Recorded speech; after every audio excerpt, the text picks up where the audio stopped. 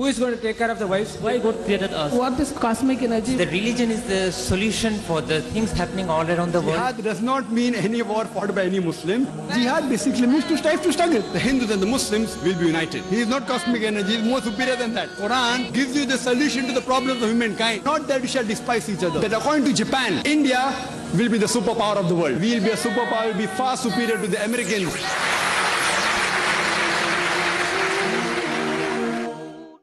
Alhamdulillah, wassalatu wassalam, ala rasulillah wa ala alihi wa sahbihi ajmain, amma ba'd, a'udhu billahi minash shaitanir rajim, bismillahir rahmanir rahim, wa man ahsanu qawlan mimman da'a ila Allahi wa amila salihan, qala innani minal muslimin, rabbi shrah li sadri, wa yassir li amri, wa hlul 'uqdatam min lisani yafqahu qawli.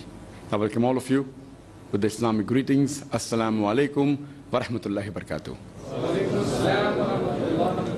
আল্লাহর দয়া, শান্তি ও রহমত আপনাদের সবার উপরে বর্ষিত হোক। আপনারা যে কোনো প্রশ্ন করতে পারেন ইসলাম এবং কম্পারেটিভ রিলিজিয়নের উপর বা ইসলাম প্রচারের উপর। কোনো ভাই যদি ইসলাম বা কম্পারেটিভ রিলিজিয়ন নিয়ে প্রশ্ন করতে চান, করতে পারেন। হ্যাঁ ভাই। জাকির ভাই, আমার প্রশ্নটা বায়াত নিয়ে। বায়াত নেওয়া কতখানি গুরুত্বপূর্ণ, আর সেটা কি এখনকার দিনেও প্রযোজ্য, যে সময় কোনো খেলাফত নেই? ভাই প্রশ্ন করলেন বায়াত সম্পর্কে। বায়াত নেওয়া কতটা গুরুত্বপূর্ণ। বায়াত মানে আনুগত্য প্রকাশ করা। আর পবিত্র কোরআন বলছে সূরা মুমতাহিনা অধ্যায় নম্বর 60 আয়াত 12, হে নবী, যখন মুমিন নারীরা তোমার কাছে এসে আনুগত্যের শপথ করে, সূরা মুমতাহিনা অধ্যায় 60 আয়াত 12, এটা হলো বায়াত। তাহলে আমরা বুঝতে পারছি যে ইসলাম ধর্মে যদি খিলাফতের শাসন থাকতো, আর সেটাই সঠিক নিয়ম, খিলাফত থাকলে প্রত্যেক মুসলিমের বায়াত নেওয়া উচিত ছিল খলিফার কাছে। যদি কোনো খলিফা থাকে তাহলে খলিফাকে মেনে চলতে হবে, সব নিয়মকানুন মেনে চলতে হবে। তবে দুর্ভাগ্যজনকভাবে এখন কোনো খিলাফত নেই। যদি থাকতো তাহলে বাধ্যতামূলক। আমরা নবীর কাছে একটা বায়াত নিয়েছি, তিনি আল্লাহ সুবহানাহু ওয়া তাআলার সর্বশেষ ও চূড়ান্ত রাসূল। আর এটা খলিফার কাছে। কোনো খলিফা থাকলে তার কাছে বায়াত নেওয়াটা মুসলিমদের জন্য বাধ্যতামূলক, পুরো মুসলিম উম্মাহ। দুর্ভাগ্যজনকভাবে এখন কোনো খিলাফত নেই। কিছু মানুষ আবার খিলাফত ফিরিয়ে আনার চেষ্টা করছেন। তবে খিলাফত থাকলে বায়াত নেওয়া বাধ্যতামূলক। বায়াত বিভিন্ন লেভেলের আছে। আপনি জিজ্ঞেস করেছেন খলিফার কাছে বায়াতের ব্যাপারে। নবীর কাছে বায়াত যেটা, সেটা আমরা সবাই নিয়েছি। লা ইলাহা ইল্লাল্লাহ মুহাম্মাদুর রাসূলুল্লাহ, আল্লাহ ব্যতীত উপাস্য নেই, মুহাম্মদ সাল্লাল্লাহু আলাইহি ওয়াসাল্লাম আল্লাহর রাসূল, এটা সবাই মানি। 2 নম্বর, যদি খিলাফত থাকতো তাহলে বায়াত নেওয়া বাধ্যতামূলক।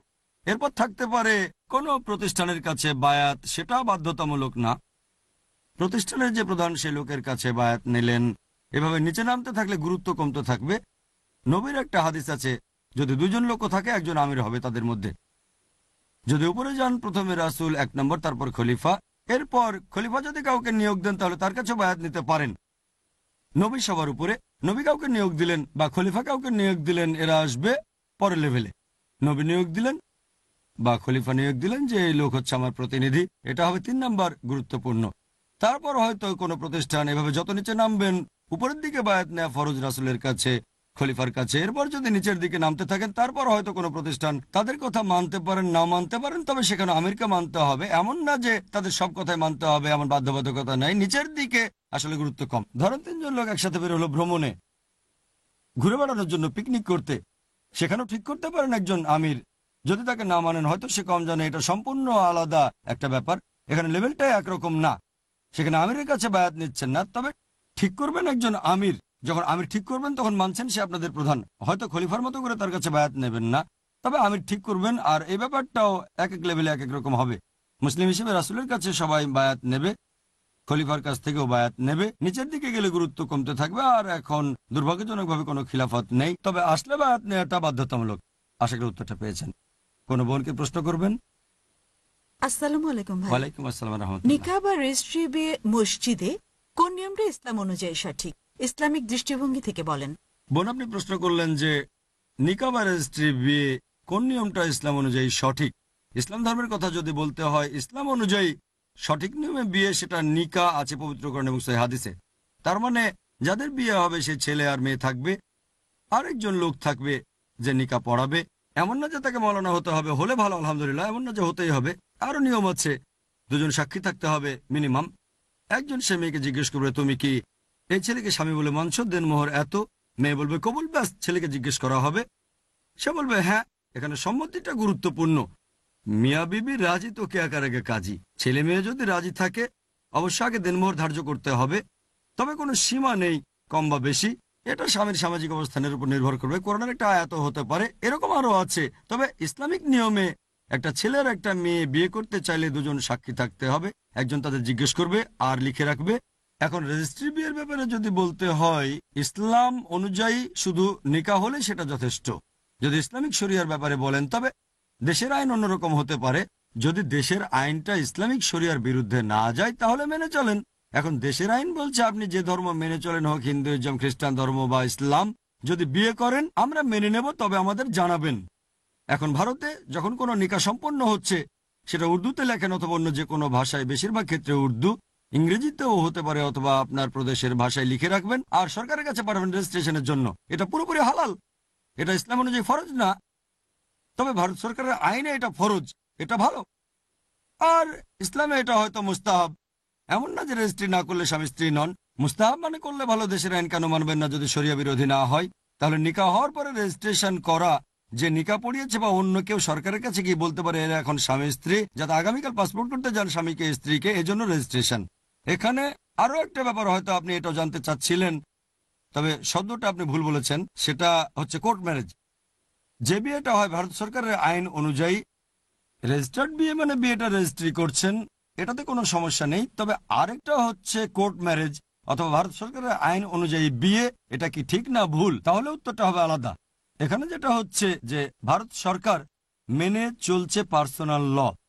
পার্সোনাল ল মানে মুসলিমরা তাদের আইন মেনে চলবে, মুসলিম পার্সোনাল ল, হিন্দুরা মেনে চলবে হিন্দু পার্সোনাল ল, খ্রিস্টানরা মানবে তাদের পার্সোনাল ল। পার্সোনাল ল মানে যেটার সাথে সম্পর্কিত শুধু তারা, তাদের পরিবার, যদি সেটা ফৌজদারি আওতায় না পড়ে। যদি বিয়ে করতে চান আপনার ধর্মের নিয়ম অনুযায়ী বিয়ে করতে পারেন, অথবা ডিভোর্স দিতে পারেন, সম্পত্তি ভাগ করতে পারেন, এই সব কিছু আসবে পার্সোনাল লর ভেতরে, অপরাধ পড়বে ফৌজদারিতে।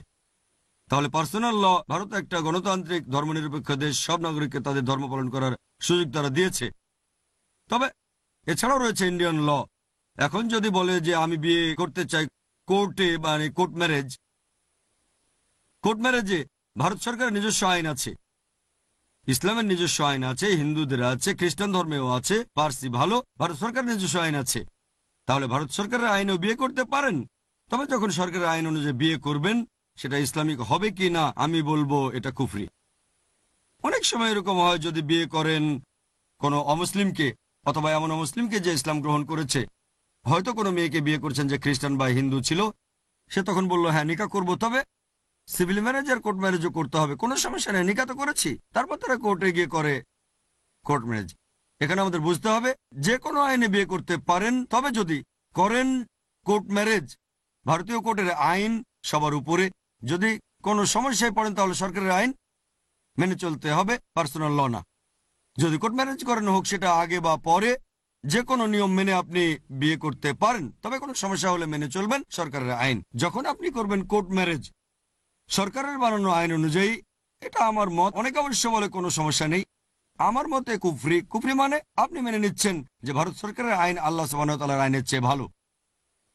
কিছু আইন হয়তো একই, কিন্তু যদি আলাদা হয়, যেমন ধরেন সম্পত্তি ভাগ হবে ভারত সরকারের আইন, পবিত্র কোরআনের আইনে না, ডিভোর্স দেবেন ভারত সরকারের আইনে, কোরআনের আইনে না। সাধারণত এরকম তখনই হয় যখন দেখা যায় যে বিয়ে হচ্ছে মুসলিমের সাথে অমুসলিমের, বা আলাদা ধর্মের দুজন বিয়ে করছে, অথবা কেউ ইসলাম গ্রহণ করেছে। আমার মতে এটা কুফরি। এটা করলে মেনে নিচ্ছেন যে দেশের আইন আল্লাহ তাআলার আইনের চেয়ে ভালো।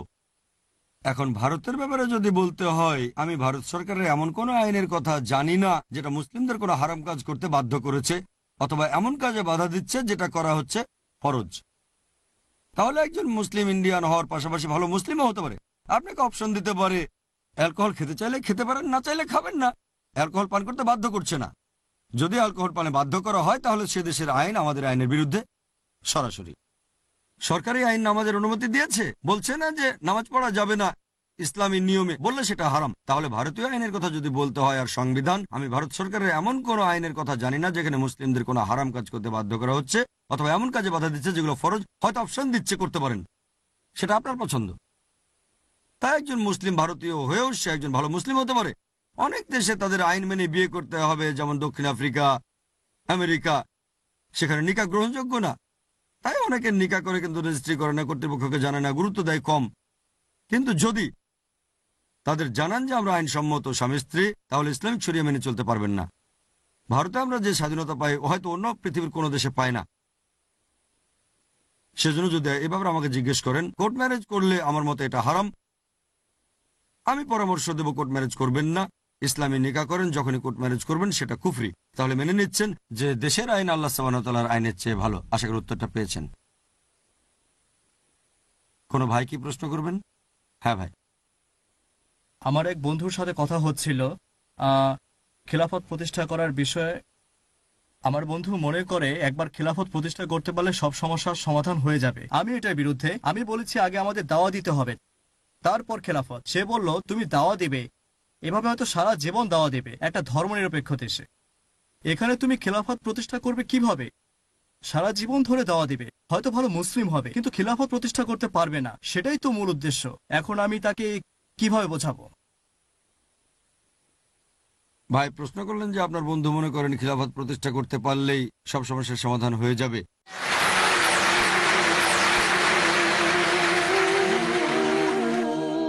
হ্যাঁ ভাই।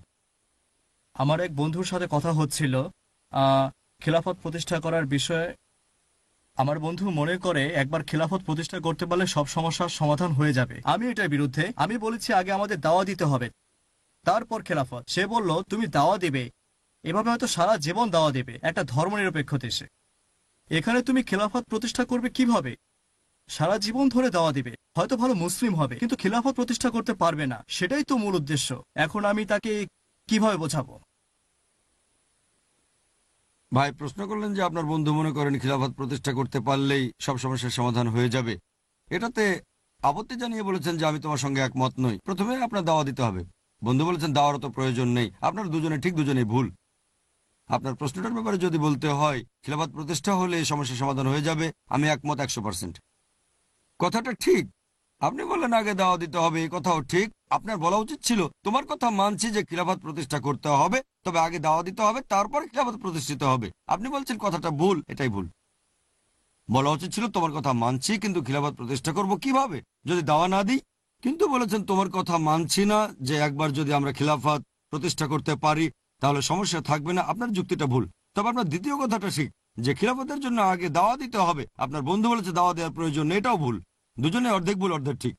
বিভিন্ন স্তর আছে। ধরেন বানাচ্ছেন একটা বিল্ডিং, প্রথমে আপনি দেবেন ফাউন্ডেশন। নিশ্চয়ই এভাবে বলবেন না যে আমি 10 তলা বিল্ডিং বানাবো, প্রথমে 5 থেকে 10 তলা বানাবেন কি বাতাসে?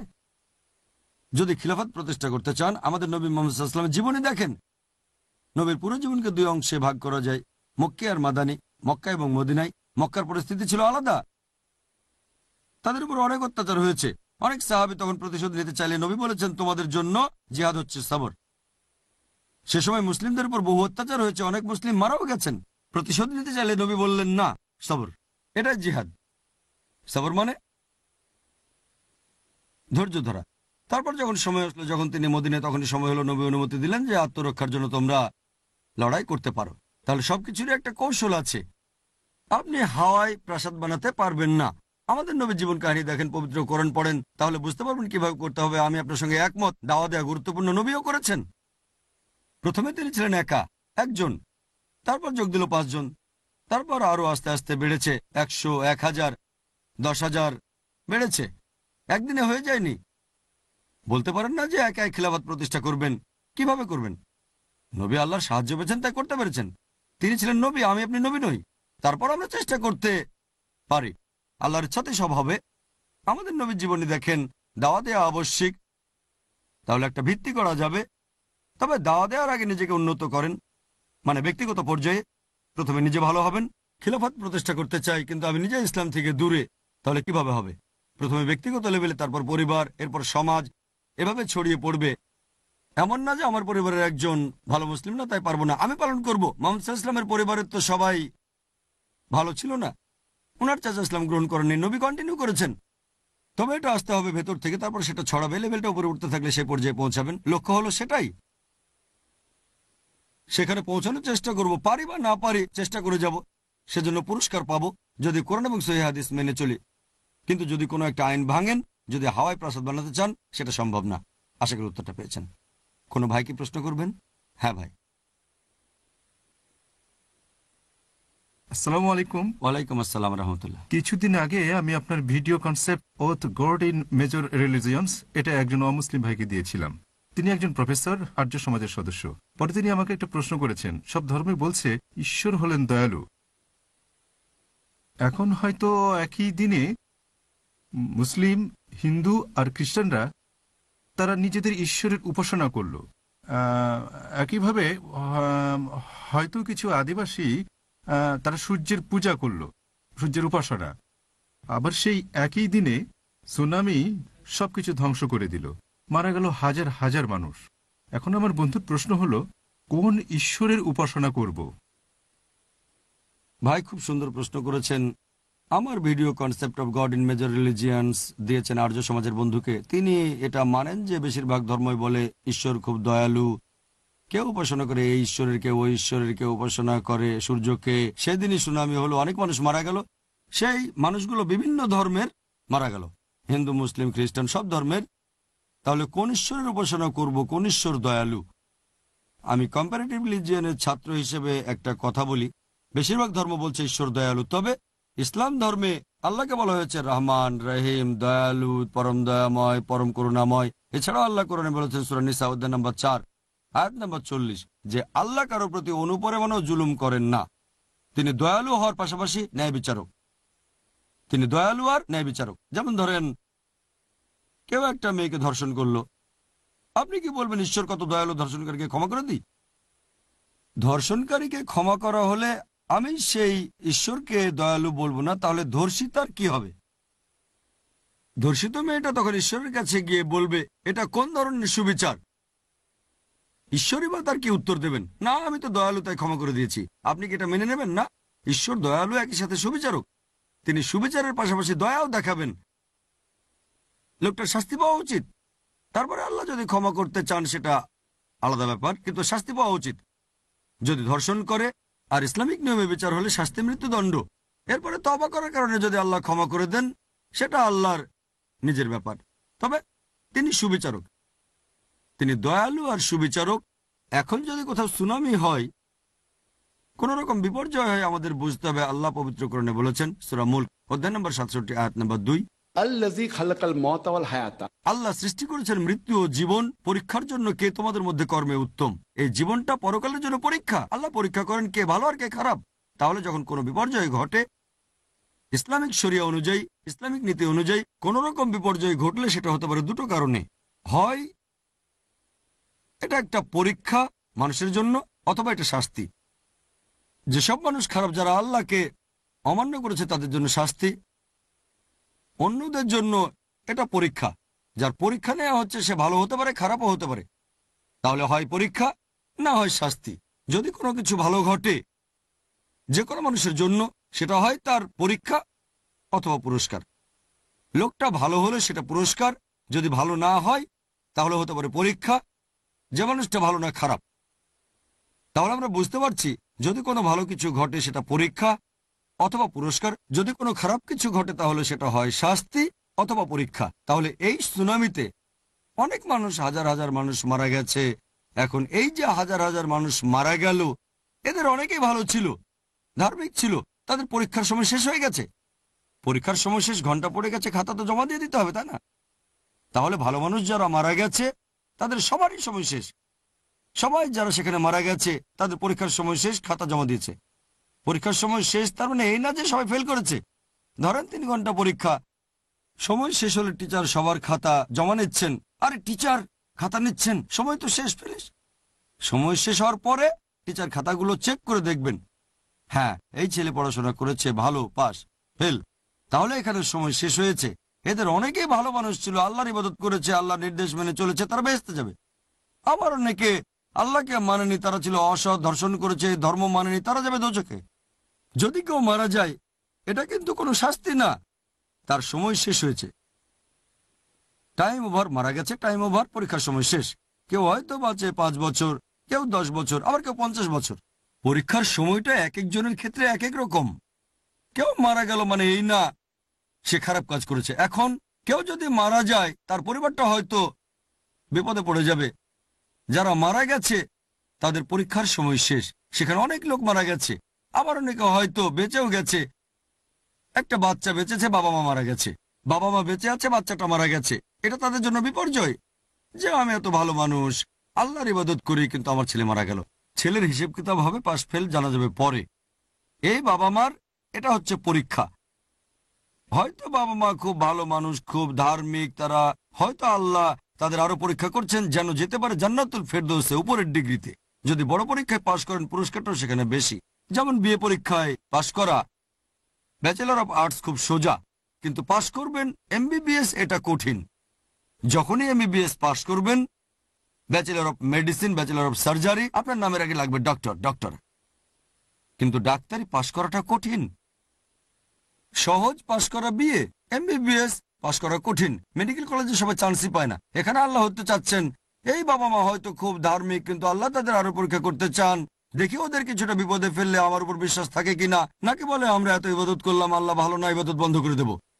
এক সন্তান মারা গেছে, এই সন্তান তো 10 বছর সাথে ছিল, আল্লাহকে ধন্যবাদ জানান। অনেকের তো সন্তানই হয় না। এভাবে আল্লাহকে ধন্যবাদ জানাবেন, তারপর আল্লাহ হয়তো তাদের পাঠিয়ে দেবেন একেবারে জান্নাতুল ফেরদৌসে, সাধারণ বেহেশতে না, সবচেয়ে সেরা বেহেশতে। কারোর জন্য হয়তো শাস্তি।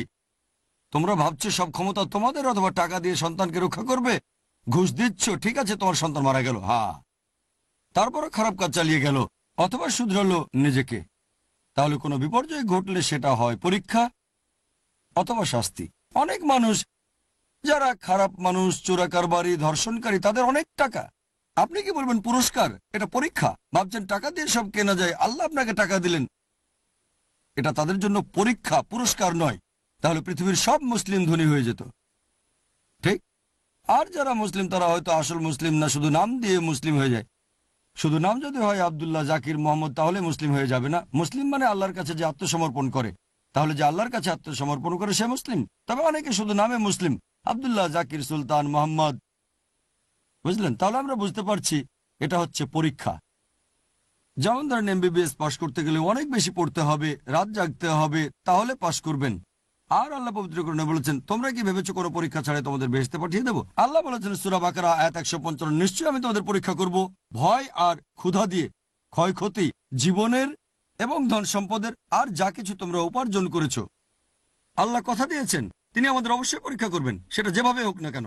এখন পরীক্ষাটা কেমন সেটাও দেখতে হবে। পরীক্ষা যদি কঠিন হয়, টিচার একটু ছাড় দিয়ে খাতা দেখেন। আবার প্রশ্ন যদি সহজ হয়, টিচার খাতা দেখেন একটু শক্ত করে। এই জীবন হলো পরকালের জন্য পরীক্ষা। সেজন্য আল্লাহ পবিত্র কোরআনে বলেছেন, যারা সত্যি আল্লাহকে বিশ্বাস করে তারা সবসময় বলে আলহামদুলিল্লাহ। আলহামদুলিল্লাহ মানে সকল প্রশংসা আল্লাহর, আমরা মানছি, যথাসাধ্য চেষ্টা করব, আর বাকিটা আল্লাহ তাআলার হাতে ছেড়ে দেন। তাহলে এই সুনামি, এটা হচ্ছে একটা উদাহরণ যে তোমরা মনে করো তোমাদের হাতে অনেক ক্ষমতা, তারপর হারিকেন হলো, মানে ক্যাটরিনা। কি হয়েছিল? তারা ইরাক আর আফগানিস্তানে যা খরচ করেছে তার চেয়ে বেশি ক্ষতি হলো এক ক্যাটরিনায়, এক হারিকেনে। আল্লাহর জন্য এটা সহজ, খুব সোজা। আমরা মনে করি আমাদের এত ক্ষমতা, আমাদের এই আছে। আল্লাহ আপনাকে নিদর্শন দেখাতে পারেন কয়েক সেকেন্ডের মধ্যে। আপনার সব ক্ষমতা, সব টেকনোলজি কোনো কাজে আসবে না। এই সবগুলো আল্লাহ সুবহানাহু ওয়া তাআলার নিদর্শন। আল্লাহ পবিত্র কোরআনে বলেছেন সূরা ফুসিলাত অধ্যায় নম্বর 41 আয়াত নম্বর 53, सनूरिहिम आयातिना फिल आफाकी व फी अनफुसिहिम हत्ता यतबाय्याना अन्नाहु हक। আমি তাদেরকে আমার নিদর্শনাবলী দেখাবো পৃথিবীর বিস্তীর্ণ দিগন্তে এবং তাদের হৃদয়ে, যতক্ষণ না তাদের কাছে পরিষ্কার হয় যে এটাই সত্য। আল্লাহ তার নিদর্শন দেখাচ্ছেন, হোক সেটা নক্ষত্র, চাঁদ, অথবা হোক সুনামি, অথবা হোক ক্যাটরিনা, এটাই নিদর্শন। এই সুনামির কথা কে ভেবেছিল? একটা ভূমিকম্প হচ্ছে একেবারে সমুদ্রের তলদেশে, আর সেই কম্পনে বিশাল একটা ভয়ঙ্কর জলোচ্ছ্বাস, এটার কথা কে ভেবেছিল? এই নামটা আগে কে শুনেছিল? কতজন? 1%-এরও কম সুনামি শব্দটা জানতো, আমিও জানতাম না। এখন বেশিরভাগ মানুষই জানে। এটা আল্লাহর নিদর্শন। এগুলো আল্লাহর নিদর্শন, আর এই জীবন পরকালের জন্য পরীক্ষা। আশা করি উত্তরটা পেয়েছেন। ওয়াকির দাওয়ানা আলহামদুলিল্লাহ রাব্বিল আলামিন। अल्हम्दुलिल्लाह वस्सलातु वस्सलाम अला रसूलिल्लाह व अला आलिहि व सहाबिहि अजमईन अम्मा बाद अऊज़ु बिल्लाहि मिनश शैतानिर रजीम बिस्मिल्लाहिर रहमानिर रहीम व मन अहसनु क़ौलन मिम्मन दुआ इलल्लाहि व अमिला सालिहान क़ाला इन्ननी मिनल मुस्लिमीन रब्बि इश्रह लिी सदरी व यस्सिर लिी अमरी वाहलुल उक़दतम मिन लिसानी यफ़क़हू क़ौली। আপনাদের সবাইকে স্বাগত জানাই ইসলামিক সম্ভাষণে। আসসালামু আলাইকুম ওয়া রাহমাতুল্লাহি ওয়া বারাকাতুহু। আল্লাহর দয়া, শান্তি ও রহমত আপনাদের সবার উপরে বর্ষিত হোক। আপনারা যে কোনো প্রশ্ন করতে পারেন ইসলাম ও কম্পারেটিভ রিলিজিয়নের উপর আর ইসলাম ধর্ম প্রচারের উপর। কোনো ভাই যদি ইসলাম বা কম্পারেটিভ রিলিজিয়ন নিয়ে প্রশ্ন করতে চান করতে পারেন। হ্যাঁ ভাই। আসসালামু আলাইকুম। ওয়ালাইকুম আসসালাম রহমতুল্লাহ বারাকাতুহু। ডক্টর নায়েক, আমার প্রশ্নটা বর্তমান সময়ের একটা বিশেষ ঘটনা নিয়ে। নবীকে অবমাননা করে যে কার্টুনগুলো ছাপানো হয়েছে, মুসলিমদের করা প্রতিবাদ নিয়ে বিভিন্ন জায়গায় সমালোচনা হয়েছে তাদের প্রতিক্রিয়া নিয়ে, যেখানে আসলে উচিত ছিল সেই কার্টুনগুলোর সমালোচনা করা। পৃথিবীর মানুষ উল্টো আমাদের প্রতিক্রিয়া দেখে সমালোচনা করছে। এ ব্যাপারে আপনার মতামতটা জানতে চাই যে আমরা মুসলিমরা কিভাবে এইসব জিনিসের প্রতিবাদ জানাবো যেটা প্রচার করছে পশ্চিমা মিডিয়া। এসব জায়গায় কিভাবে প্রতিক্রিয়া দেখাবো যাতে সমালোচনা না হয় আর আমরাও আমাদের কথাটা জানতে পারব। ভাই জানতে চাইলেন মুসলিমরা কিভাবে প্রতিক্রিয়া জানাবে। কয়েক মাস আগে যে ঘটনাটা ঘটেছে, বেশ কিছু ক্যারিকেচার বা কার্টুন ছাপানো হয়েছিল নবী মোহাম্মদ সাল্লাল্লাহু সাল্লামের, মিডিয়া মুসলিমদের বিরুদ্ধে ছিল, আমরা কিভাবে উত্তরটা দেব। আপনাদের ব্যাকগ্রাউন্ডটা বলি। আর অনেকে হয়তো জানেন যে সেপ্টেম্বর মাসের 30 তারিখে ডেনমার্কের একটা খবরের কাগজ ডেনমার্কের স্থানীয় ভাষায় নবী মোহাম্মদ সাল্লাল্লাহু আলাইহি ওয়াসাল্লামের বেশ কিছু কার্টুন বা ক্যারিকেচার প্রকাশ করলো, সব মিলিয়ে 12টা, যেগুলো নবীর নামে অপবাদ দিয়েছে। এগুলো প্রকাশিত হওয়ার পরে প্রতিবাদ জানিয়েছিল ডেনমার্কের মুসলিমরা। এর মাত্র কয়েক সপ্তাহ পরে অক্টোবর মাসের 20 তারিখে বিভিন্ন মুসলিম দেশের রাষ্ট্রদূতরা প্রতিবাদ জানালো। আর এরপরে অনেক হইচই শুরু হলো। আমরা কিভাবে প্রতিক্রিয়া জানাবো? আমি প্রথমে আপনার প্রশ্নের একটা জেনারেল উত্তর দেব, তারপর মোহাম্মদ সাল্লাল্লাহু আলাইহি ওয়াসাল্লামের এই ঘটনা নিয়ে নির্দিষ্ট করে বলবো যে ক্যারিকেচারগুলো ছাপানো হয়েছে ডেনমার্কে। যখন এরকম ঘটনা ঘটে যেখানে ইসলামের নিন্দা করা হয় অথবা মোহাম্মদ সাল্লাল্লাহু আলাইহি ওয়াসাল্লামের নিন্দা, এই ব্যাপারটা নিয়ে যদি বলতে হয়, আমার মনে হয় আমরা উত্তর দিতে পারি 6টা ক্যাটাগরিতে। এটা আমার মতামত। প্রথম লেভেলটা যে আমরা ইসলামের বিরুদ্ধে এই অভিযোগগুলোর উত্তর দেব, ভুল ধারণা দূর করব মিডিয়ার মাধ্যমে। যে মিডিয়ায় অভিযোগ হয়েছে একই জায়গায় উত্তর দিতে পারেন, নিউজ পেপারে, হতে পারে টেলিভিশন চ্যানেলে, রেডিও স্টেশনে, খবরের কাগজে, ম্যাগাজিনে, উত্তর দিতে পারেন প্রিন্ট মিডিয়ায়, বুকলেট অথবা বই লিখে। এটা হচ্ছে একটা ক্যাটাগরি। এটা যে কোনো মুসলিম যে কোনো জায়গা থেকে করতে পারে। যখন প্রতিক্রিয়া জানাবেন, মুসলিম দেশ হলে একভাবে উত্তরটা দেবেন আর অমুসলিম দেশ হলে আরেকভাবে উত্তরটা দেবেন। তাহলে প্রথম লেভেলের উত্তর দেওয়ার কথা যদি বলেন, সেই ঘটনা ঘটুক কোনো মুসলিম দেশে অথবা কোনো অমুসলিম দেশে। একজন মুসলিম থাকতে পারে কোনো মুসলিম দেশে বা অমুসলিম দেশে, পৃথিবীর যেখানে থাকুক সে মিডিয়া উত্তর দিতে পারে। আগেও বলেছি, satellite media, television, radio station, print media, internet, email, এ হলো প্রথম লেভেলের প্রতিক্রিয়া। যদি তারা বাকস্বাধীনতায় বিশ্বাস করে, আমরা উত্তর দিতে পারবো। এটা প্রত্যেক মুসলিমই করতে পারে যদি সে মিডিয়া সম্পর্কে ভালো জানে। 2 নম্বর, দ্বিতীয় ক্যাটাগরি যেভাবে উত্তর দিতে পারেন সেটা শান্তিপূর্ণ প্রতিবাদ। জনসমাবেশ করতে পারেন, সেখানে থাকবে 100 লোক অথবা কয়েক হাজার লোক, আর সেই অভিযোগের বিরুদ্ধে প্রতিবাদ জানাবেন অথবা যে কুৎসা রটানো হয়েছে তার প্রতিবাদ করবেন। এখানে একটা চিঠি দেওয়া যেতে পারে তাদের যারা দায়ী, অথবা ডেনমার্কে ঘটেছে তাই ডেনমার্কে দূতাবাসে চিঠি দেওয়া যেতে পারে। শান্তিপূর্ণ প্রতিবাদ করতে পারেন, কেউ আপত্তি করবে না, হোক মুসলিম বা অমুসলিম, কারণ আমাদের প্রতিবাদ করার অধিকার আছে। ওই ঘটনাকে যদি আমরা ভুল মনে করি, এই দুটো লেভেলে আমাদের প্রতিক্রিয়ায় আপত্তি জানাবে না। 3 নম্বর, নিতে পারেন আইনগত ব্যবস্থা, মামলা। আদালতে এটার বিরুদ্ধে একটা কেস করতে পারেন, ওই দেশের আদালতেই কেস করতে পারেন, অথবা আপনি আন্তর্জাতিক আদালতেও কেসটা করতে পারেন, কেউ আপত্তি করবে না। প্রত্যেকেরই আদালতে কেস করার অধিকার আছে। আদালতে গিয়ে বলতে পারি যে কাজটা ঠিক হচ্ছে না। এটা হলো আইনগত ব্যবস্থা। 3 নম্বর, কোনো মানুষ হোক মুসলিম বা অমুসলিম আপত্তি করবে না এরকম প্রতিক্রিয়াতে। 4 নম্বর, তাদের বয়কট করতে পারি। হতে পারে অর্থনৈতিক বয়কট। ধরেন যারা কুৎসা রটিয়েছে তারা তো পণ্য উৎপাদন করে সেই দেশে, অথবা নির্দিষ্ট একটা গ্রুপ সে দেশের অথবা গ্রুপের পণ্য বয়কট করতে পারি। আমরা তাদের পণ্য কিনবো না, এটা আমাদের ইচ্ছা। যদি তাদের অধিকার হয় বাক স্বাধীনতা, আমাদেরও বেছে নেওয়ার অধিকার আছে, এটা থেকে আপত্তি জানাবে না কেউ না। সে ইসলামের শত্রু হলেও কোনো রকম আপত্তি জানাবে না। 5 নম্বর লেভেল রাজনৈতিকভাবে হতে পারে। রাজনৈতিক লেভেলে প্রতিবাদ জানাবো, রাষ্ট্রপ্রধান জানাবেন। এটা তখনই সম্ভব যদি সেটা মুসলিম দেশ হয়। অমুসলিম দেশও জানাতে পারে যদি তাদের সরকারের সাথে ভালো সম্পর্ক থাকে। যদি আমরা সংখ্যালঘু, সরকারের সাথে ভালো সম্পর্ক থাকলে প্রতিবাদ আমরা জানাতে পারি। হতে পারে দেশের রাষ্ট্রপতি বা প্রধানমন্ত্রী প্রতিবাদ জানালেন, অথবা সে দেশের নিযুক্ত রাষ্ট্রদূত প্রতিবাদ জানালেন, এটা হচ্ছে 5 নাম্বার। এটা আমার মতে 6 নাম্বার লেভেল, সেটা হচ্ছে ভায়োলেন্স। এখন ভায়োলেন্সের কথা যদি বলি, এখানে দুটো অংশ আছে।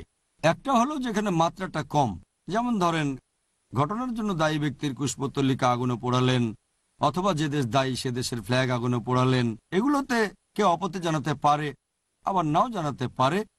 সে যাই হোক, এমনটা কেউ বলবে না যে সীমা অতিক্রম হয়ে যাচ্ছে। অপছন্দের মানুষের কুশপুত্তলিকা পোড়ানোর অধিকার আপনার আছে।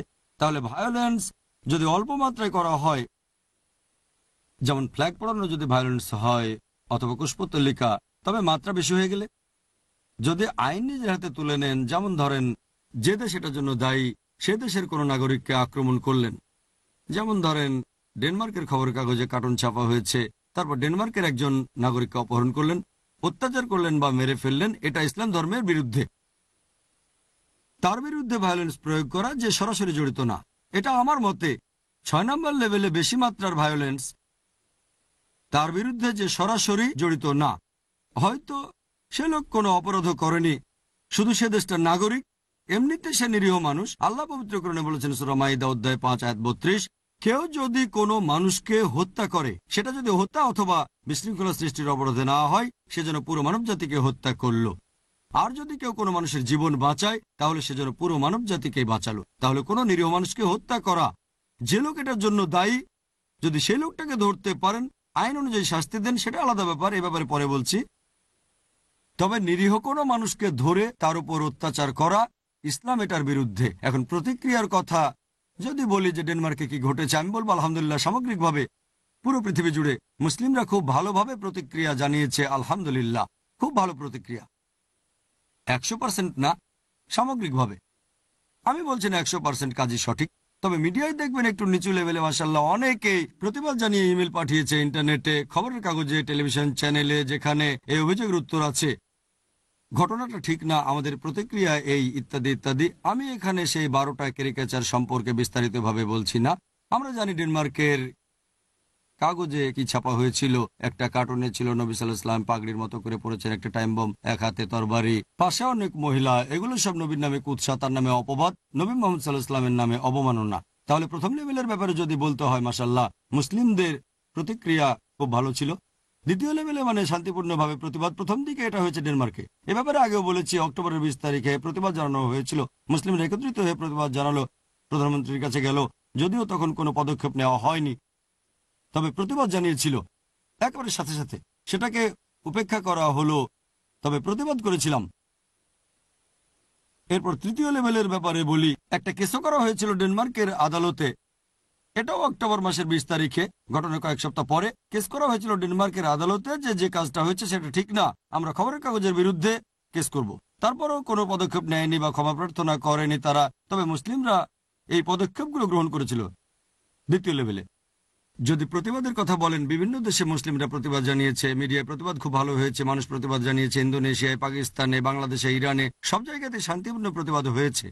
বেশিরভাগ মুসলিম দেশে প্রতিবাদ হয়েছে, অমুসলিম দেশেও হয়েছে, যদিও সেখানে মুসলিমরা সংখ্যালঘু। দ্বিতীয় লেভেলে ভালো। তৃতীয় লেভেলে আইনগত ব্যবস্থা নেওয়া, এ ব্যাপারেও বলেছে ডেনমার্কে কেস হয়েছিল। পরবর্তীতে সৌদি আরবে একটা কমিটি করা হলো, সেটা জানুয়ারি মাসের 25 তারিখে। সেই কমিটিতে 500 জনেরও বেশি আইনজীবী ছিলেন, একটা কমিটি তৈরি করলেন। ভবিষ্যতে কেউ যদি পৃথিবীর কোথাও এই ইসলাম বা নবীর নিন্দা করে, তাহলে আন্তর্জাতিক আদালতে মামলা করা হবে। তাহলে ডেনমার্ক ছাড়াও আন্তর্জাতিক আদালতের প্রসঙ্গটাও এসেছিল। 28 অক্টোবরের পরেও কোনো পদক্ষেপ নেওয়া হলো না। ডেনমার্কের কিছু লোক মধ্যপ্রাচ্যের সাথে যোগাযোগ করলো আর বলল এই কাজটা মোটেও ঠিক হয়নি।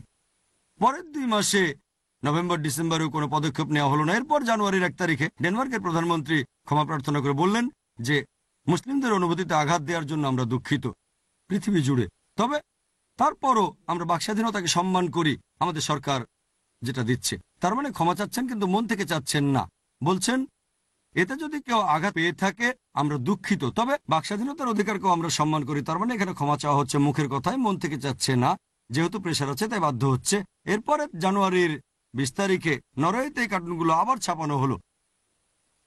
নরওয়েতে 20 জানুয়ারি এগুলো আবার ছাপানো হলো। তার পরবর্তী কয়েক সপ্তাহে দেখা গেল যে ফ্রান্সের পেপারে কার্টুনগুলো ছাপানো হলো, Italy, Hungary, Switzerland, Belgium, European বিভিন্ন দেশেও। আলহামদুলিল্লাহ আমেরিকা এটার বাইরে থাকলো, আর ইংল্যান্ডও এটার বাইরে থাকলো। আমেরিকা নিন্দা করলো, কারণটা তারাই ভালো বলতে পারবে। ইংল্যান্ডও নিন্দা করলো, তারা বললো বাক স্বাধীনতার মানে এটা নয় যে একটা ধর্মের নামে বিভিন্ন রকম কুৎসা রটাবেন। বাক স্বাধীনতার প্রয়োজন আছে, আমিও একমত প্রয়োজন আছে, তবে সেটারও একটা সীমা থাকবে। আমেরিকার একই কথা। এরপরে ইংল্যান্ডের কিছু খবরের কাগজেও এগুলো ছাপানো হলো, আমেরিকার কাগজও ছাপানো হলো, কিন্তু প্রথম দিকে যখন উত্তেজনা চলছে তখন ছাপায়নি। আর আমেরিকার সামগ্রিকভাবে তাদের সরকারও নিন্দা জানিয়েছে। আপনি বললেন সবাই সমর্থন করেছে, এটা ঠিক না। ইংল্যান্ডও নিন্দা জানিয়েছে, জ্যাকস্ট্রো নিন্দা জানিয়েছেন। তাহলে তৃতীয় লেভেলটার কথা যদি বলতে হয়, আদালতে কেস করা, মুসলিমরা খুব ভালো কাজ করেছে মাশাআল্লাহ, অনেকে এটাকে সমর্থন করেছে। তারপর 4 নম্বর লেভেলে আমার মত অনুযায়ী, এটা আমার দৃষ্টিভঙ্গি, 4 নম্বর হলো অর্থনৈতিক নিষেধাজ্ঞা জারি করা, পণ্য বয়কট করা। এটাও খুব ভালো হয়েছে। আর জানুয়ারি মাসের শেষ সপ্তাহে যখন নরওয়েতে ছাপানো হলো, প্রথমে ছাপানো হয়েছিল ড্যানিশ ভাষার পেপারে, ইংরেজি ভাষায় ছাপানো হয়নি, তারপর ছাপানো হলো নরওয়েতে, এরপর অন্যান্য পেপারে ছাপানো হলো, ছড়িয়ে পড়লো, তখন পুরো পৃথিবীর মানুষ এটা জানতে পারলো। আর মুসলিম সম্প্রদায় সেই সময় এ সম্পর্কে জানতে পারলো, আমরাও আগে জানতাম না। আমরা জানতাম না যে 30শে সেপ্টেম্বর এটা ছাপানো হয়েছিল। এরপরে জানুয়ারি মাসের শেষ দিকে আবার ছাপানো হলো, তারপর পরিস্থিতি অন্যদিকে মন নিল। যখন এই কার্টুনগুলো অন্যান্য পেপারে ছাপানো হলো, তখন মুসলিমরা ঠিক করলো যে ড্যানিশ পণ্য তারা বয়কট করবে। আর সৌদি সুপারমার্কেটে একটা বিজ্ঞপ্তি দেওয়া হলো যে আমরা ড্যানিশ পণ্য বিক্রি করি না। কুয়েতে, তারপর ইরানে। আর শুধুমাত্র কুয়েতে প্রতি বছর ডেনমার্ক থেকে $170 মিলিয়ন পণ্য আমদানি করা হয়, দুগ্ধজাত পণ্য, এগুলোর জন্য ডেনমার্ক বিখ্যাত। ইরান প্রতি বছর $280 মিলিয়ন, প্রতি বছরে ডেনমার্ক $1 বিলিয়ন বেশি পণ্য সামগ্রী মধ্যপ্রাচ্যে রপ্তানি করে। প্রতিদিন তাদের $1 মিলিয়ন ক্ষতি হচ্ছে। যখন এভাবে বয়কট শুরু হয়ে গেল, পৃথিবী জুড়ে মুসলিম বয়কট করলো, ব্যাপারটা বিশাল। তারা তো বলে যে এটা হচ্ছে বাক স্বাধীনতা। আমরা বলি আমাদেরও পছন্দ মতো কাজ করার স্বাধীনতা আছে। আপনাদের পণ্য বয়কট করব, আপনারা যদি না চান আমাদের তেল নেবেন না। এটা অবশ্য তাদের পক্ষে সম্ভব না। যদি তেল না চান, ব্ল্যাক গোল্ড, তাহলে নেবেন না। কেউ কি আপনাকে জোর করছে? আমরা ড্যানিশ পণ্য কিনতে চাই না। আপনারা যদি না চান তেল নেন না, এটা সম্ভবই না। তারা আমাদের ঘৃণা করলেও তেল কিনতে হবে। এটা আল্লাহর প্ল্যানিং। মকরু মকরু আল্লাহ খায়রুল মাকিরিন। তারা চক্রান্ত করেছিল, আল্লাহ কৌশল করেছিলেন। নিশ্চয়ই আল্লাহ কৌশলীদের শ্রেষ্ঠ। এখানে আমরা বুঝতে পারছি যে এটা ছিল অর্থনৈতিক প্রেশার, যেটা করা হয়েছে কুয়েতে, করা হয়েছে ইরানে, তারপরে ভেবে ছড়িয়ে পড়লো। তবে যখন এই কৌশল অবলম্বন করব, আমাদের বুঝতে হবে যে প্রভাব কতখানি পড়বে। বছরে যদি ডেনমার্কের $1 বিলিয়ন ক্ষতি হয়, ছোট একটা দেশের জন্য অ্যামাউন্টটা অনেক বিশাল। আমেরিকার কাছে $1 বিলিয়ন হয়তো তেমন কিছু বিশাল না। তবে গালফ ওয়ারের সময় যেটা হয়েছিল, মুসলিমরা অনেক আমেরিকান পণ্য বয়কট করেছিল, সেটা ছিল বিশাল ক্ষতি। তবে যদি এভাবে প্রতিবাদ জানান, প্রথম, দ্বিতীয় বা তৃতীয়, পৃথিবীর যে কোনো জায়গা থেকে যে কেউ এটা করতে পারে, এই কাজটা পজিটিভ হবে। তবে অর্থনৈতিক নিষেধাজ্ঞা, যদি কারো পণ্য সামগ্রী বয়কট করে তাদের ক্ষতি করতে না পারেন, তাহলে আমি বলবো এরকম কাজ না করলে সেটা ভালো। তারপরেও করলে হারাম না, আমি বলছি না হারাম। যদি এ ধরনের পদক্ষেপ নেন আর এতে তাদের ক্ষতি হয়, ধরেন আমরা বললাম ভারতে ড্যানিশ পণ্য কিনবো না, এখন ভারতে মুসলিমরা ড্যানিশ পণ্য কম ব্যবহার করে, তারপরে যদি বয়কট করতে চান আলহামদুলিল্লাহ, কোনো সমস্যা নেই। তবে তাতে হয়তো অর্থনৈতিক ক্ষতি হবে না, কিন্তু সামগ্রিকভাবে মধ্যপ্রাচ্যে অনেক টাকা ড্যানিশ পণ্য রপ্তানি করে থাকে। অন্য অপশনও আছে, অন্যান্য কিছু পণ্য আছে, যেমন বাটার কুকি এখন উৎপাদন করছে সৌদি আরব, তারপর আরব আমিরাত, ওমান। আগে আনা হতো ডেনমার্ক থেকে। তখন ডেনমার্কের প্রধানমন্ত্রী ক্ষমা চাইলেন, সেই পত্রিকার প্রধান সম্পাদকও, জানুয়ারির শেষ দিকে ডেনমার্কের সেই পত্রিকার প্রধান সম্পাদক, তিনি ক্ষমা চেয়ে বললেন, আমরা বুঝতে পারিনি যে আপনারা আঘাত পাবেন, সেজন্য আমরা মুসলিম সম্প্রদায়ের কাছে ক্ষমা চাচ্ছি। তবে তারপরও বললেন যে এটা হচ্ছে আসলে বাক স্বাধীনতা, কারণ তাকে বাধ্য করা হয়েছিল বিভিন্ন ড্যানিশ দুধ কোম্পানি থেকে যে ক্ষমা চাইতে হবে। আমরা জোর করিনি, কারণ তাদের তখন ক্ষতি হচ্ছে। যদি আপনাদের বাক স্বাধীনতা থাকে, তাহলে আমাদের স্বাধীনতা আছে বেছে নেওয়ার, কাটটা খাবো কাটটা খাবো না। এরপর পঞ্চম লেভেলে, রাজনৈতিক লেভেলে আলহামদুলিল্লাহ প্রতিক্রিয়া খুব ভালো ছিল। ঘটনার কয়েকদিন পরে, এটা আগেও বলেছি, 3 সপ্তাহ পরে, অক্টোবর মাসের 20 তারিখে, মানে 30শে সেপ্টেম্বরের 3 সপ্তাহ পরে, 10টারও বেশি মুসলিম দেশের রাষ্ট্রদূত যারা ডেনমার্কে আছেন, তারা প্রতিবাদ জানালেন, ব্যাপারটা জানালেন ডেনমার্কের প্রধানমন্ত্রীকে। এরপর যখন জনসমাবেশ করা হলো 25শে জানুয়ারি, 26 জানুয়ারিতে সৌদি আরব তাদের রাষ্ট্রদূতকে ফিরিয়ে নিল ডেনমার্ক থেকে। ডেনমার্কে আমাদের দূতাবাস লাগবে না। এর কয়েক সপ্তাহ পরে ইরানও ফিরিয়ে নিল ফেব্রুয়ারিতে। তাহলে আমরা দেখতে পাচ্ছি রাজনৈতিক প্রেশার দেওয়া হয়েছিল। আর এখন আলহামদুলিল্লাহ এদেশের মুসলিমদের অনুরোধে ভারত সরকারও আনুষ্ঠানিকভাবে প্রতিবাদ জানিয়েছে যে ডেনমার্কে যা হয়েছে তা ঠিক না, মুসলিমদের অপমান করা, প্রতিবাদ জানিয়েছে। যদিও ভারত অমুসলিম দেশ, যখন মুসলিমরা প্রতিবাদ জানালো আর নিন্দা প্রকাশ করলো, বেশিরভাগই ছিল শান্তিপূর্ণ, কিছু ভায়োলেন্স হয়েছে, সামান্য, খুব বেশি না, তাহলে রাজনৈতিক প্রেশার দেওয়া হয়েছিল। যে কাজটা হয়েছে তা ঠিক না। এখন প্রথম 5টা লেভেলের কথা যদি বলেন, কেউ এখানে আপত্তি জানাবে না, এমনকি নিরপেক্ষ লোকও না। একজন অমুসলিমও এই 5টা লেভেলের প্রতিক্রিয়া আপত্তি জানাতে পারবে না। এরপর যদি 6ষ্ঠ লেভেলের কথা বলেন, এই লেভেলেও অনেকে প্রতিক্রিয়া জানিয়েছে।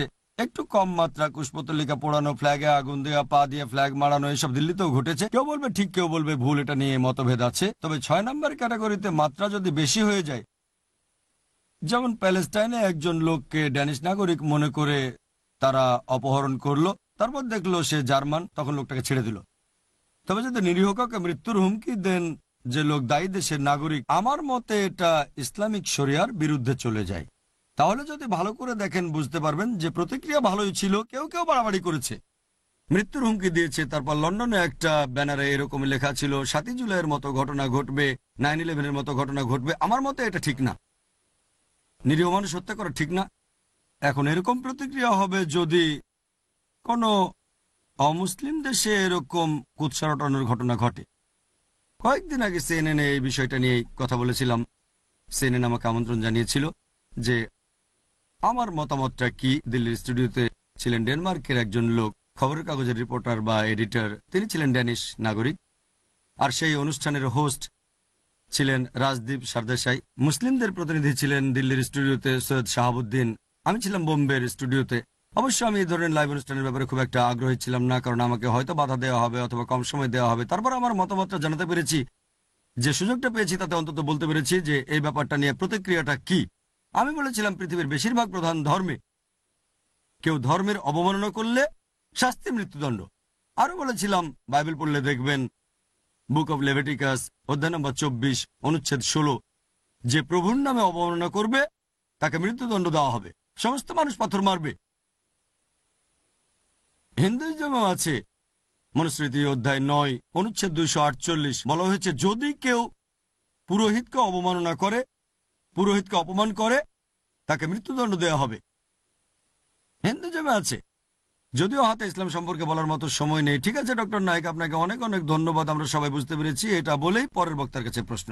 তবে আমি এটুকু বলতে পেরেছি যে বেশিরভাগ প্রধান ধর্মেই ধর্মের নিন্দা করলে শাস্তি মৃত্যুদণ্ড।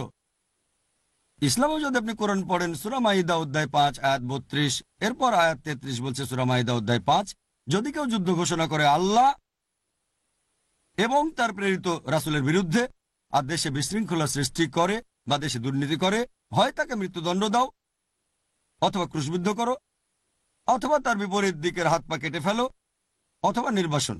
দেশটা যদি হয় ইসলামিক, যদি শরিয়া মেনে চলা হয়। এখানে 4টা অপশন দেওয়া হয়েছে। আল্লাহর নামে কেউ নিন্দা করলে সেটা তার শাস্তি, অথবা কেউ আল্লাহ এবং রাসূলের বিরুদ্ধে যুদ্ধ ঘোষণা করলে তার শাস্তি, অথবা দেশে বিশৃঙ্খলা সৃষ্টি করলে হয় তাকে মৃত্যুদণ্ড দাও অথবা ক্রুশবিদ্ধ করো, এটাও মৃত্যুদণ্ড, অথবা বিপরীত দিকের হাত পা কেটে ফেলো অথবা নির্বাসন। তাহলে কোরআনের একটা শাস্তি হচ্ছে মৃত্যুদণ্ড। তবে অন্য অপশনও আছে, অন্যান্য ধর্মগুলোতে অপশন নেই। খ্রিস্টান ধর্মে কোনো অপশন নেই, 100% মৃত্যুদণ্ড, পাথর ছুঁড়ে মারা। ইসলাম ধর্মে 4টা অপশন আছে। প্রথমটা মৃত্যুদণ্ড, দ্বিতীয়টা ক্রুশবিদ্ধ করা, 3 নম্বর বিপরীত দিকের হাত পা কেটে ফেলা, 4 নম্বর নির্বাসন। তাহলে যদি হিন্দুইজম আর খ্রিস্টান ধর্মের তুলনা করে থাকেন, ইসলাম ধর্মে অন্য আরো অপশন আছে। খ্রিস্টান ধর্ম হিন্দুইজমে এসব নেই। তারা বলে ও ইসলাম একটা নিষ্ঠুর ধর্ম, বেশিরভাগ ধর্মে মৃত্যুদণ্ডের বিধান আছে। আর বুক অব এক্সোডাস অধ্যায় 22 অনুচ্ছেদ 18 এটা বলছে যে ডাইনি মহিলাদের হত্যা করো, যারা ডাইনি তাদের মেরে ফেলো। বুক অব এক্সোডাস অধ্যায় 22 অনুচ্ছেদ 19 বলছে যদি কেউ পশুর সাথে যৌন সম্পর্ক করে তাকে অবশ্যই হত্যা করতে হবে। এক্সোডাস অধ্যায় 22 অনুচ্ছেদ 20 বলা হয়েছে যদি কেউ অন্য কারো উপাসনা করে থাকে তাকে ধ্বংস করতে হবে। এরপর দেখবেন বুক অব এক্সোডাস বলা হয়েছে যে যদি কেউ কাজ করে সাবাথের দিনে, এক্সোডাস অধ্যায় 31 অনুচ্ছেদ 14 ও 15 বলা হয়েছে যদি কেউ সাবাথের দিনে কাজ করে তাকে হত্যা করতে হবে। আমরাও জানি মুসা আলাইহিস সালাম এক লোককে দেখলেন যে সে কাঠ কুড়াচ্ছে শনিবারে সাবাথের দিনে, তাকে মৃত্যুদণ্ড দেওয়া হলো। তাহলে পৃথিবীর বেশিরভাগ প্রধান ধর্মে মৃত্যুদণ্ডের বিধান আছে।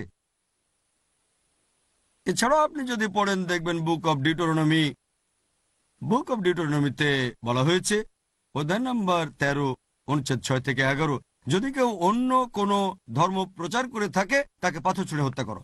এভাবে ইসলামের মাত্র একটাই দিক তুলে ধরছে, এরা আসলে অন্যান্য ধর্মগ্রন্থগুলো পড়েনি। বেশিরভাগ প্রধান ধর্মগ্রন্থে মৃত্যুদণ্ডের কথা বলা হয়েছে। ধর্মের অবমাননা করলে, এমনকি অন্য ধর্ম প্রচার করলেও, এটা আছে ইহুদি আর খ্রিস্টান ধর্মের মধ্যে। তারা হয়তো ততটা কঠিনভাবে ধর্ম পালন করে না। সিএনএন প্রশ্নটা করেছিল যে খ্রিস্টানদের ঈশ্বরকে অবমাননা করলে তারা এভাবে প্রতিক্রিয়া দেখায় না। আমি বলেছি যদি প্রতিক্রিয়া না দেখায়, হয়তো ধর্ম মেনে চলতে চায় না, এটা তাদের সমস্যা। ধর্মগ্রন্থের কথা ঠিক না ভুল সেটা তাদের সমস্যা। আমরা মুসলিমরা ধর্মগ্রন্থ মেনে চলতে চাই।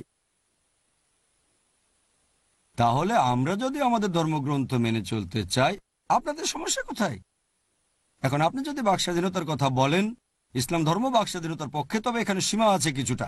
আল্লাহ পবিত্র কোরআনে বলেছেন সূরা ইসরা অধ্যায় 17 আয়াত 81, वकुल जाल हक वजाकल बातिल इन्नल बातिल काना ज़हूका। যখন সত্য এসে মিথ্যার সামনে দাঁড়ায়, মিথ্যা বিলুপ্ত হয়ে যায়, কারণ মিথ্যা তার প্রকৃতিগত কারণে বিলুপ্ত হয়ে যাবে।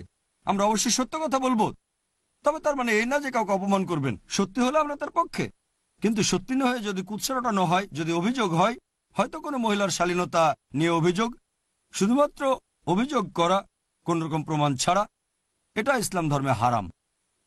সত্যি হলে ভালো, যদি সত্যি হয় সেটা বলতে পারেন। তবে যদি সত্যি না হয়, কারো বদনাম করতে পারবেন না, কারণ অভিযোগ করতে পারবেন না, কুৎসা রটাতে পারবেন না। আমি আপনাদের একটা উদাহরণ দিচ্ছি। ধরেন আপনি একটা দেশের সেনাবাহিনীতে আছেন, আপনার কাছে দেশের কিছু গোপন তথ্য আছে, সেগুলো অন্য দেশের কাছে বিক্রি করে বলেন এগুলো সব সত্যি, গোপন, টপ সিক্রেট। এখানেও সত্যি বলছেন, তবে ইসলাম এটা অনুমতি নেই। এটা বিশ্বাসঘাতকতা। আর যে কোনো দেশে বিশ্বাসঘাতকের শাস্তি মৃত্যুদণ্ড অথবা যাবজ্জীবন কারাদণ্ড। আবার অন্যদিকে আপনি সরকারের কাজ করছেন, সেখানে দুর্নীতি হচ্ছে, সবাইকে জানালেন সরকার দুর্নীতি করছে, এটা ভালো কাজ, ইসলাম এটার পক্ষে, আপনাকে সত্যি বলতে হবে। তাহলে যদি বাক স্বাধীনতার কথা বলেন, ইসলাম ধর্ম বাক স্বাধীনতার পক্ষে। তার মানে এই না যে কারো নামে কোনো মিথ্যে অভিযোগ দেবেন, শালীনতা নিয়ে অভিযোগ, অপবাদ, তবে সত্যি ভালো হলে ঠিক আছে। কিন্তু আপনি যদি দেশের গোপন তথ্য বিক্রি করে বলেন এগুলো সত্যি, ইসলামের অনুমতি নেই। বিস্তারিত জানার জন্য আমার ভিডিও ক্যাসেট দেখতে পারেন, is religious fundamentalism a stumbling block in the freedom of expression. সেই অনুষ্ঠানের আয়োজন করেছিল বোম্বে ইউনিয়ন অফ জার্নালিস্ট। এটা করেছিলাম 1993 সালে, যতদূর মনে পড়ে। আলোচনা হয়েছিল তসলিমা নাসরিনের বিষয়ে। আয়োজক ছিল বোম্বে ইউনিয়ন অফ জার্নালিস্ট। বিভিন্ন পেপারে সাংবাদিক, Times of India, Indian express আয়োজনটা করেছিল। সেই বিতর্কে অংশ নিয়েছিলেন একজন খ্রিস্টান পাদ্রী, একজন হিন্দু ডক্টর বিয়াস, আমি, আর যে ভদ্রলোক তসলিমা নাসরিনের লজ্জা বইটা মারাঠি ভাষায় অনুবাদ করেছেন। তারা আয়োজন করেছিল, শুধু সাংবাদিকরাই ছিল। অনুষ্ঠানটা এতই সফল হয়েছিল যে একটা পেপারেও খবরটা ছাপায়নি, একটা খবরের কাগজেও না। তাদের এজেন্ডা ছিল তসলিমা নাসরিন ইসলামের বিরুদ্ধে লিখেছে, কেউ তাকে দিচ্ছে মৃত্যুদণ্ড, আবার কেউ বলছে খুব ভালো মহিলা। তারা এই দুটোর ব্যালেন্স করবে, লজিক্যাল হবে। অনুষ্ঠানটা সাংবাদিকরা আয়োজন করেছে যাতে একটা ভালো হেডলাইন পায়। অনুষ্ঠানটা এতই সফল হয়েছে যে একটা পেপারে খবরটা ছাপায়নি। চিন্তা করেন, বোম্বে ইউনিয়ন অফ জার্নালিস্ট বিতর্কের আয়োজন করেছে একটা উদ্দেশ্য নিয়ে, ডাকলো খ্রিস্টান, হিন্দু আর মুসলিমকে, আর লজ্জা বইয়ের মারাঠি ভাষার অনুবাদককে, কিন্তু একটা পেপারও খবরটা আসেনি। অনেকে আমাকে বলেছিল ওখানে যাবেন না, আপনার কথাগুলো ভুলভাবে তুলে ধরবে। তারপরে গিয়েছিলাম, আলহামদুলিল্লাহ, আল্লাহ সাহায্য করেছেন। আপনারা যদি সেই ভিডিওটা দেখেন, সেখানে আমি এই ব্যাপারে বিস্তারিত বলেছি। বাক স্বাধীনতার ধারণা সম্পর্কেও আপনার চিন্তা ভাবনা কিছুটা বদলাবে। আশা করি উত্তরটা পেয়েছেন। ওয়াকির দাওয়ান আলহামদুলিল্লাহ রাব্বিল আলামিন। अल्हम्दुलिल्लाह वस्सलातु वस्सलाम अला रसूलिल्लाह व अला आलिहि वसहबि अजमईन अम्मा बाद अऊज़ु बिल्लाहि मिनश शैतानिर रजीम बिस्मिल्लाहिर रहमानिर रहीम व मन अहसनु क़ौलन मिम्मन दुआ इलल्लाहि व अमिल सालिहान क़ाला इन्ननी मिनल मुस्लिमीन रब्बि इश्रह ली सदरी व यस्सिर ली अमरी वाहलुल उक़दतम मिन लिसानी यफ़क़हू क़ौली। সবাইকে স্বাগত জানাই ইসলামিক সম্ভাষণে। আসসালামু আলাইকুম ওয়া রাহমাতুল্লাহি ওয়া বারাকাতুহু। আল্লাহর দয়া, শান্তি ও রহমত আপনাদের সবার উপরে বর্ষিত হোক। ইসলাম ও কম্পারেটিভ রিলিজিয়নের উপর কোনো প্রশ্ন থাকলে আমাকে করতে পারেন। আমি কোরআনের উপর বিশেষজ্ঞ নই, আপনি বিশেষজ্ঞ। তবে আমি ইংরেজি অনুবাদ থেকে যে জিনিসটা জেনেছি সেখান থেকেই আপনাকে জিজ্ঞাসা করব। এক জায়গায় নবী মোহাম্মদকে বলা হয়েছে, তোমার যদি কোনো দ্বিধা থাকে, তোমাকে আমি যে জিনিসগুলো দেখাচ্ছি, তাহলে যাও জিজ্ঞাসা করো তাদের কাছে যারা কিতাবগুলো পড়েছে তোমার পূর্বে। আমার মনে হয়েছে ইহুদি আর খ্রিস্টানরা। তাই কোরআনের এই আয়াতগুলো দেখে আমার মনে হয়েছে যে যদি তাওরাত, জাবুর আর ইনজিল আল্লাহর বাণী হয়ে থাকে, আর মোহাম্মদ সাল্লাহ সাল্লাম জিজ্ঞাসা করবেন ইহুদি আর খ্রিস্টানদের যদি কোনো সন্দেহ থাকে তার কাছে যেটা নাজিল করা হয়েছে, তাহলে এটা কি সম্ভব যে পবিত্র বাইবেলের কিছুই আসলে বদলায়নি? খুব সুন্দর প্রশ্ন ভাই, ডেভিড ভাই খুব সুন্দর প্রশ্ন করেছেন। আপনার প্রশ্নে বলেছেন যে আল্লাহ বলেছেন নবী মোহাম্মদকে যদি তুমি না জানো তাহলে ইহুদিদের ধর্মগ্রন্থ দেখো। এটাও একটা ভুল ধারণা। এখন আমি বুঝতে পারছি যে আপনি কোরআনের কিছু অংশ পড়েছেন, কোনো বিশেষজ্ঞ নন। 3 নম্বর প্রশ্নের ভিত্তিতে এখানে আসলে আল্লাহ বলেছেন নবী মোহাম্মদকে তুমি এই কথা বলবে ইহুদি আর খ্রিস্টানদের যদি বিশ্বাস না করো তোমাদের ধর্মগ্রন্থ দেখো।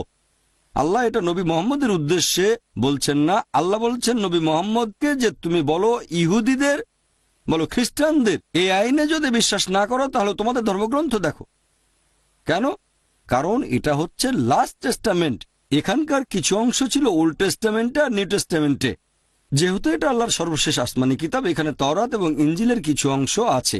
তাহলে নবী মোহাম্মদ সাল্লাল্লাহু সাল্লামকে আল্লাহ বলেছেন তুমি ইহুদি আর খ্রিস্টানদের বলো যদি এই কথাগুলো না মানো, তোমরা যদি শূকরের মাংস খাওয়া থেকে বিরত না থাকো, তাহলে দেখো বাইবেলে বুক অব ডিটোরনমি অধ্যায় 14 অনুচ্ছেদ 8, বুক অব লেভিটিকাস অধ্যায় 11, বুক অব আইজায়া অধ্যায় 65 অনুচ্ছেদ 2 থেকে 5। আমি রেফারেন্স দিচ্ছি, এমন না যে এভাবে বলতে হবে। এভাবে বলে আমি আসলে আপনাদের সাহায্য করছি, কারণ গোটা বাইবেল খুঁজতে গেলে 1 ঘন্টাও লাগতে পারে, 2 ঘন্টাও লাগতে পারে, কিন্তু আমি রেফারেন্স দিলে 2 মিনিট লাগবে। যদি আপনি বাইবেলের সূচিপত্র ব্যবহার করতে জানেন, যদি আপনাকে বলি বুক অব ডিটোরনমি অধ্যায় 14 অনুচ্ছেদ 8, যদি না জানেন যে ডিটোরনমি 5ম বই, শেষের ইন্ডেক্সে খুঁজবেন ডি, সেখানে পাবেন পৃষ্ঠা নম্বর, সেখানে যান। ডিটোরনমি পেয়ে গেলে অধ্যায় 14 পাবেন, প্রত্যেক পৃষ্ঠা নম্বর আছে, প্রত্যেক অধ্যায় নম্বর আছে, অনুচ্ছেদ 8-এ যাবেন। যদি এভাবে রেফারেন্স না বলি তাহলে আপনি সূত্র খুঁজবেন, একটু চেষ্টা করলে পেয়ে যাবেন। শুকর মাংস পোর্ক পি দিয়ে খোঁজেন, পেতে পারেন নাও পেতে পারেন, এটা পরিস্থিতির উপর নির্ভর করবে। তাহলে একইভাবে নবী মোহাম্মদ, আমি এটা থেকেই শিখছি, আমি আল্লাহর কাছ থেকে পথ নির্দেশনা নিচ্ছি, যেভাবে আল্লাহর নবী মোহাম্মদ ইহুদি আর খ্রিস্টানদের বুঝিয়েছেন, আমিও একই উপায় আপনাকে বোঝাতে চাচ্ছি। আমি হতে চাই নবীর একজন ছাত্র, তার পথ নির্দেশনা নিচ্ছি। তাহলে একইভাবে নবীও বলেছেন, যেমন ধরেন একইভাবে যীশু খ্রিস্ট বা ঈসা আলাইহিস সালামও এটা বলেছেন। একই কথা, তোমরা যারা কোনো পাপ করনি তারা এই মহিলাকে প্রথম পাথরটা মারো, বলা হয়েছে কিনা? সে সময় যীশু খ্রিস্ট এই কথাটা বলেছিলেন ইহুদিদের উদ্দেশ্যে। মোহাম্মদ একই কথা বলেছেন যে তোমরা নিজেদের ধর্মগ্রন্থ খুলে দেখো, সেখানে আইনটা কি। নবী মোহাম্মদ যেসব কথা বলেছেন ইহুদি আর খ্রিস্টানরা তার অনেক কিছুই মানেনি। নবী বললেন এই কথাগুলো আছে তোমাদের ধর্মগ্রন্থে, তার মানে তিনি আল্লাহ প্রেরিত দূত। এমন না যে তিনি পড়েছেন তাওরাত, এমন না যে পড়েছেন ইঞ্জিল। নবী তো হিব্রু জানতেন না। আর সে সময় বাইবেলের কোনো আরবি ভার্সনও ছিল না, আরবি ভার্সন এসেছে পরবর্তীতে, ঠিক? তাহলে নবী সেই কিতাবগুলো পড়েননি, তিনি ছিলেন নিরক্ষর, ঠিক? যেহেতু তাকে আল্লাহ সুবহানাহু ওয়া তাআলা বলেছিলেন রাসূল বলে, তিনি সরাসরি ওহী পেতেন। তাকে আল্লাহ বলতে বলেছেন, নবী বলেছেন দেখো, তারা তখন সব দেখে বুঝতে পারল।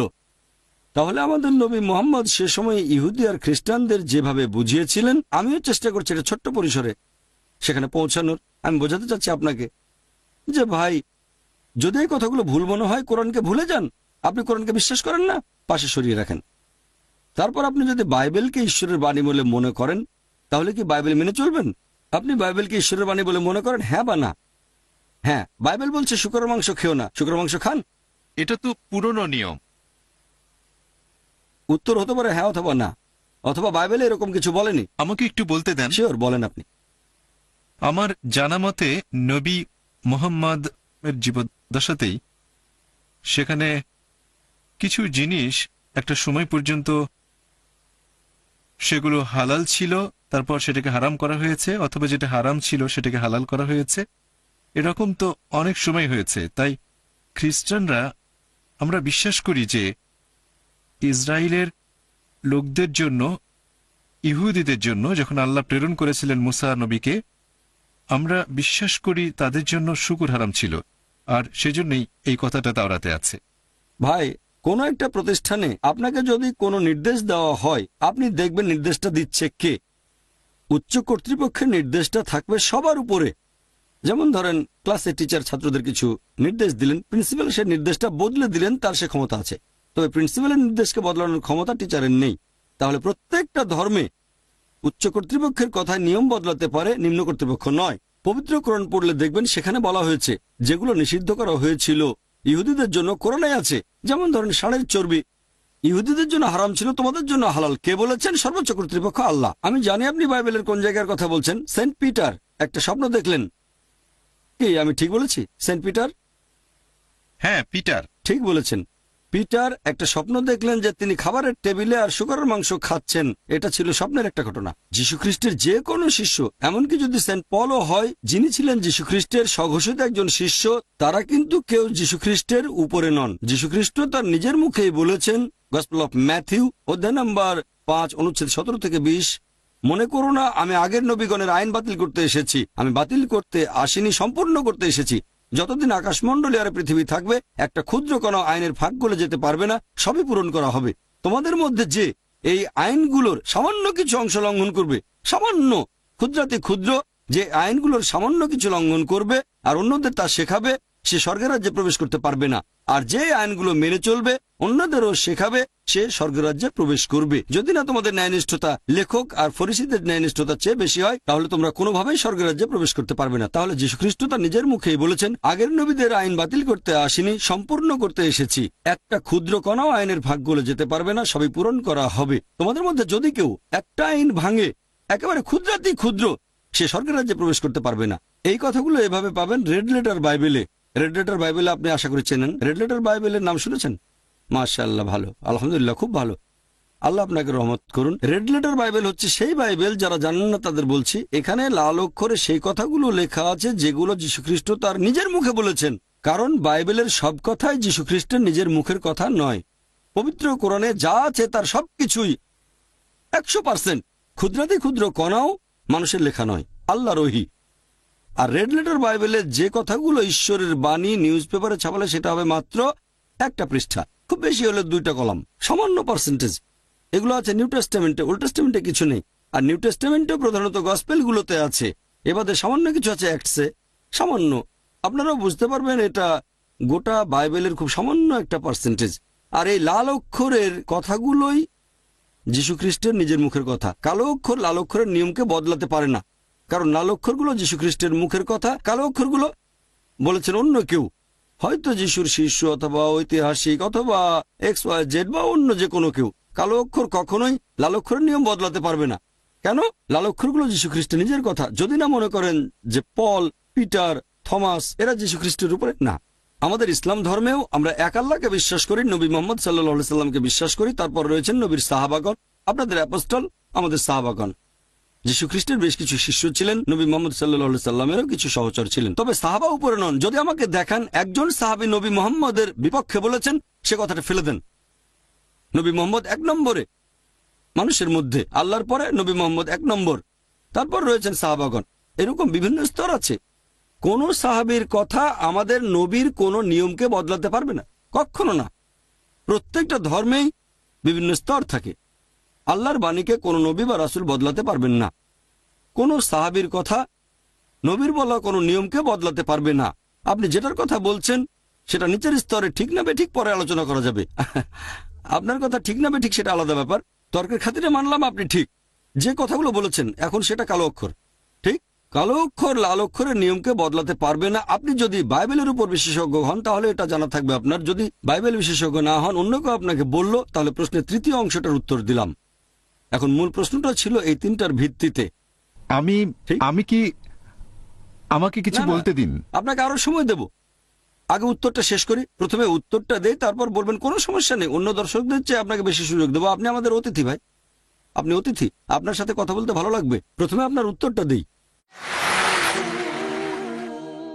তৃতীয় প্রশ্নের পরে আপনি বলেছিলেন, এটা কি হতে পারে না যে কোরআন দিয়ে পরীক্ষার দরকার কি? বাইবেল তো সঠিক আর কোরআন ভুল। আপনি ঠিক মুখে বলেননি কোরআন ভুল, ভদ্রভাবে বলেছেন, আমারও পছন্দ হয়েছে। আমি জানি আপনি মুখে বলেননি, তবে বলেছেন বাইবেল সঠিক, কোরআনের সাথে তুলনা করলে। কোরআনের সাথে তুলনা মানে সঠিকের সাথে বেঠিকের তুলনা, তাহলে সঠিক মানবো, আমিও একমত। তবে বাইবেল সঠিক কিনা সেটাই প্রশ্ন। একটা লেকচার দিয়েছিলাম কোরআন কি আল্লাহর বাণী। আর যে মানুষটা নিরপেক্ষ থাকে, সে হয়তো কোরআন সম্পর্কে কিছুই জানে না, সেখানে লেকচারের পরে প্রশ্নোত্তর পর্ব ছিল, সব মিলিয়ে প্রায় 4 ঘন্টার মতো। একজন নিরপেক্ষ লোক সেটা দেখলেই বুঝবেন। আমি যুক্তি দিয়ে প্রমাণ করেছি, যুক্তি, বুদ্ধি আর বিজ্ঞান দিয়ে, যে কোরআন আসলে আল্লাহর বাণী। আরো একটা লেকচার, বাইবেল কি আল্লাহর বাণী, এখানে একই যুক্তি খাটিয়েছি। বাইবেলে অনেক পরস্পর বিরোধী কথা আছে, আমি বলতে চাচ্ছি না। একটা আর্টিকেলের কথা অনুযায়ী 50,000-এর বেশি ভুল, আমি সে কথা বলছি না। আমিও এই ব্যাপারে একটা আর্টিকেল পড়েছিলাম। আপনি কোনটা পড়েছেন আমি জানি না। আমি মুসলিমদের সব বইকে সঠিক বলে মনে করি না। যদি সেটা হয় কোরআন, তাহলে আমি মানব, পাশে দাঁড়িয়ে থাকব। অন্য কোনো বইয়ের ব্যাপারে মানতে পারি, নাও মানতে পারি, হয়তো কিছু অংশ মানবো, কিছু অংশ মানবো না। প্রথমে সর্বোচ্চ কর্তৃপক্ষ, 1 নম্বরে কোরআন। আমি বই লিখলাম, এই কোরআন সেই বইয়ের চেয়ে উপরে। 1 নম্বরে কোরআন, তারপরে আছে আমাদের নবীর সহিহ হাদিস। এবার আপনার প্রশ্নে আসি। যদি সাধারণ যুক্তি ব্যবহার করেন বিজ্ঞান, তাহলে দেখবো বাইবেলে অনেক বৈজ্ঞানিক ভুল আছে। আমি এখানে কয়েকটার কথা বলছি, সময় কম তাই বিস্তারিত বলতে পারছি না। যেমন ধরেন, বাইবেলে বলা হয়েছে গসপেল অফ ম্যাথিউ অধ্যায় নম্বর 4 অনুচ্ছেদ 8 যে পৃথিবী সমতল। তারপর আছে বুক অব জেনেসিস অধ্যায় নম্বর 1 অনুচ্ছেদ 16 থেকে 19, সেখানে বিশ্বজগৎ সৃষ্টির কথা বলা হয়েছে যে প্রথমে আলো ছিল না, ঈশ্বর আলো স্থাপন করলেন প্রথম, দ্বিতীয়, তৃতীয় দিন। এরপর বলা হয়েছে যে চতুর্থ দিনে সর্বশক্তিমান ঈশ্বর সৃষ্টি করলেন সূর্য আর নক্ষত্র, কিন্তু আলো সৃষ্টি হয়েছে প্রথম দিনে। এটা অযৌক্তিক যে আলোর উৎস সৃষ্টি হয়েছে পরে আর আলো এসেছে আগে। যদি আমি বলি একটা বাল্ব বানিয়েছি, সুইচ অন করলাম, তারপর আলো জ্বললো, কিন্তু যদি বলি আলো এসেছে প্রথম দিনের প্রথম দিকে আর বাল্ব জ্বালানো হয়েছে চতুর্থ দিনে, লোকে ভাববে আমি বিজ্ঞান সম্পর্কে জানি না।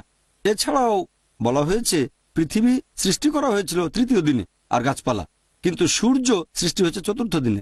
এখন পৃথিবী সূর্যের একটা অংশ, বিজ্ঞান বলছে ঠিক একটা অংশ তৃতীয় দিনে আর সূর্য এসেছে পরে, এটা অবৈজ্ঞানিক।